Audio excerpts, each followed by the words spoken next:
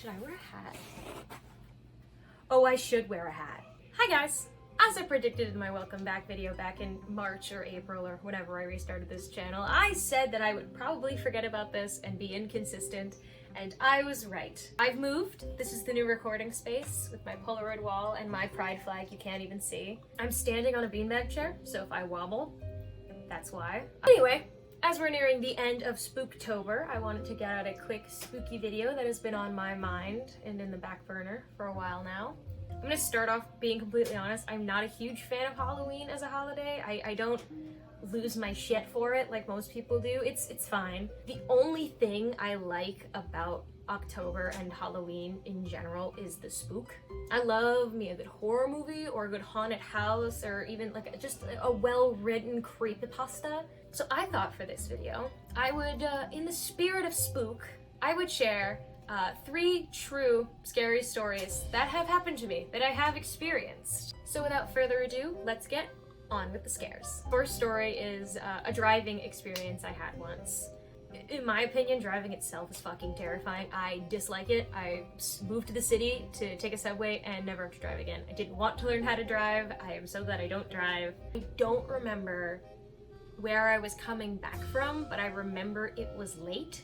Where I used to live, upstate, back when I was in high school and still living with my parents and stuff, it's pretty quiet. It's like a small-ish town. There's not a lot of sidewalks. It's just a lot of grass and houses and middle-class Republicans, but that's not the point. So I was driving back on this windy road through the woods. I have my windows down. It's probably like summer or spring or something. I don't really use AC. So I stop at this red light and I hear a crunch sound. So I look out the window and I don't see anyone there. I'm just waiting. It's a very long red light, weirdly enough, because there's no one here, so there's no reason for it to be taking this long. And I hear a noise again coming closer. At this point, I think it's probably like a deer coming towards me. So I look out the window again to see if I can see Bambi's mother in the flesh, but I don't. I see a silhouette of a much taller thing, and I assume it is a tree.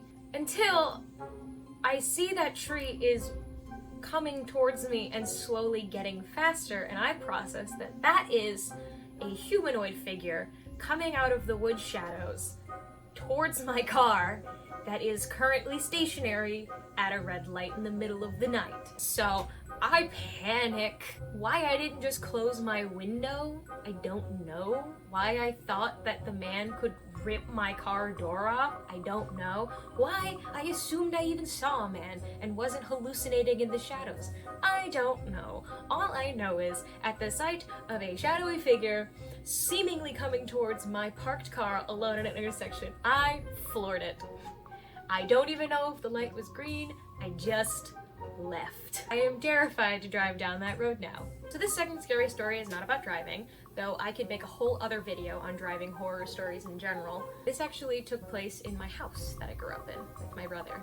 I don't exactly remember how old we were. We were like young, but not like, you know, children. Let's assume that maybe I was like 15 and my brother was like 13. My parents had gone out to, I don't know, go to dinner or something.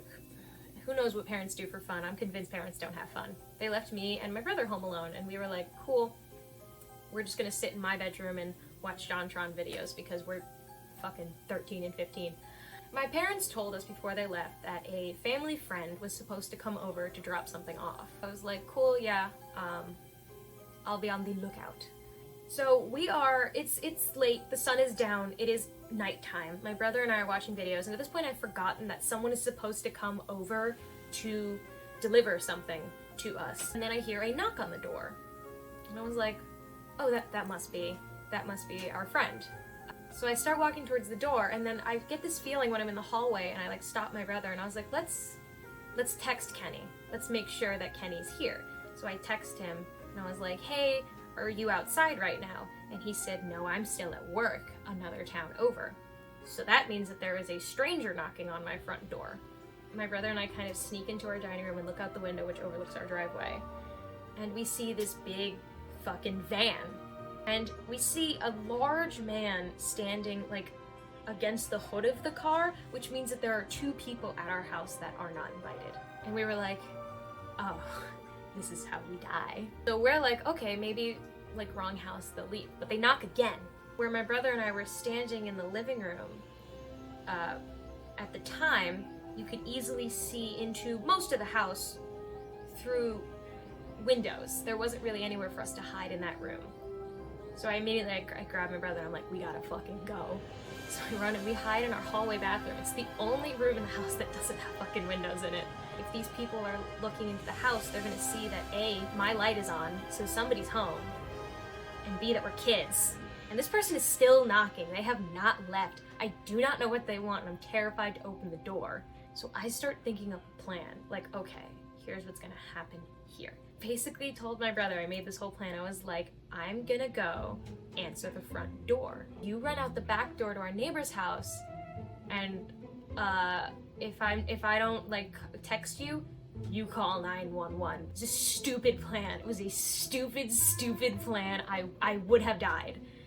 But as we're thinking of this plan, I hear the engine of the van rev and turn over, and I was like, don't move. And I crawl out like a little rogue with nat 20 stealth, and I peek out and I watch the headlights turn on, another gentleman get inside the van, and the van leaves. They pull off, and my brother and I turned the light up in my room and hid and watched videos in there until our parents came home. We come to find out that in the neighborhood there have been a series of robberies where someone would knock on the front door of the house to distract the people, the inhabitants, while someone snuck in through the back to rob them.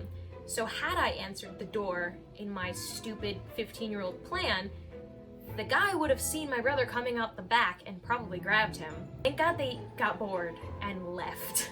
It terrifies me to this day to think about what might have happened if I hadn't texted Kenny and been like, hey, are you the one outside my house? This last story is a bit of a long one, and it's, in my opinion, the scariest.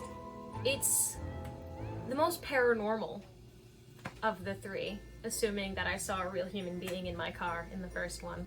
Part of my love for the spook is I am a firm believer in the supernatural, in the spirit world and all that. I believe there are ghosts, I believe there are demons, I believe there are angels, XYZ. This story, again, takes place in my childhood home. Thankfully, no real horror stories have happened since I've moved out, knock on wood. Ow! Fuck, that hurt. When I was growing up in my childhood home, I had been convinced from the age of like 8 onwards that my house that I grew up in is haunted. Part of me still believes it to this day, but I'm not there that much, so it's like less noticeable for me if it is. Side story about why I think my house is haunted. This will relate to the scary story. I was always kind of a night owl kid. I used to stay up really late reading or playing on a DS or something. I usually wouldn't go to bed till about 11 or midnight most nights. So sometimes I'd be laying in my bed and I'd be reading my book and I'd be like, all right, time to pack it up, start going to bed. And so I'd lay down and I'd start to fall asleep. And I would hear my basement door down the hallway like open and close. No one was ever there. I just could see it going, and then I would hear footsteps coming down the hall.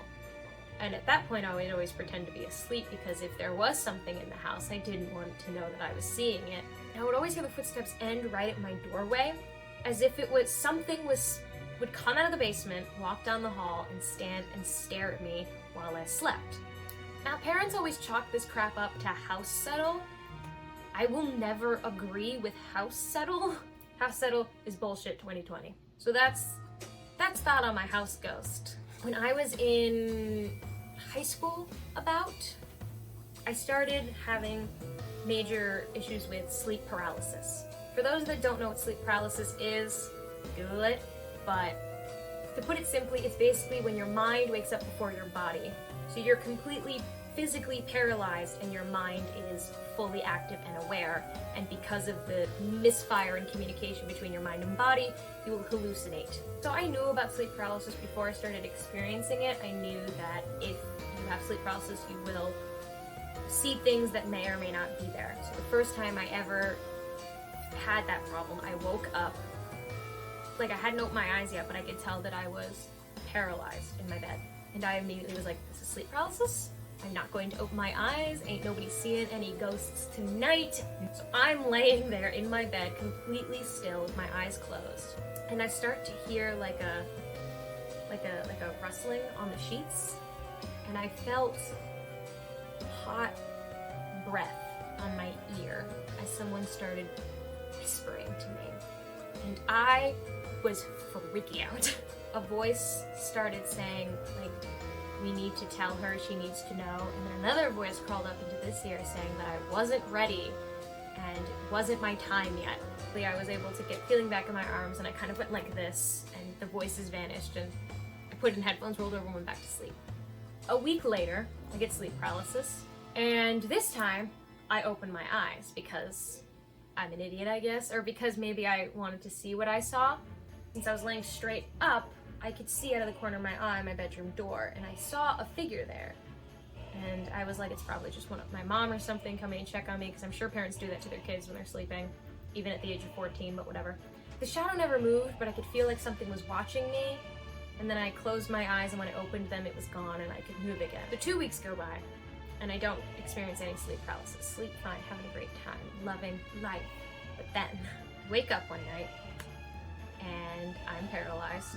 When I woke up, I was laying flat in bed, but my head was like this. I don't know why I was sleeping in that position. So my head was facing the doorway that I've been previously mentioning as a scary place in my house.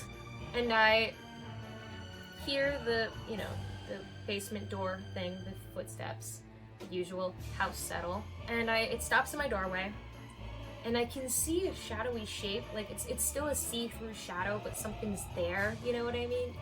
And I blink. It's my brother in my room, and I'm thinking, oh, my brother's fucking with me. And my brother's coming towards my bed, and I was like, what a fucking weirdo my brother is. And then I blink again, and it is not my brother. I saw what I can only explain as a nightmare child. It's like The Ring and The Grudge and any other horror movie with like a scary woman with like hair in her face, just all had one child. And so now I have this girl in a tattered, disgusting dress with like hair covering her face, just slowly coming towards my bed. And I was like, this is it. This is how I die. But I'm still being like, this is sleep paralysis. It's not real. You're just gonna close your eyes and you're gonna open them and it's all gonna be gone. And I did. I closed my eyes. I kind of like waited a few minutes. I'm trying to like, physically like rip my body up, but it's done. Like I cannot move. I can't speak anything. I just have eyelid control. And when I open them again, I don't see anything. She's gone. And I was like, fantastic. And then I feel my bed shift. I can't see the foot of my bed because I'm laying like this, but I feel something on the end of my bed, like indented, like a weight has been placed upon it. And it is at this point I start to panic. This is a tactile hallucination now, which is infinitely more real and terrifying. Because a visual one you can kind of pass off, or an auditory one you can pass off, but to feel something is a whole level of scary I have never experienced before. I feel something like hands crawling up my body. Ooh, it gives me the shkeeves thinking about it again. I'm thinking like, okay, your head is turned, don't look at this thing, you can't see this thing, it's not real, it's not there. And then the scariest part of all happened. The very next thing that happens after this force moves up my body, did my head, that without my permission or saying so, went from this to being snapped fully forward, as if something had grabbed my chin and yanked it.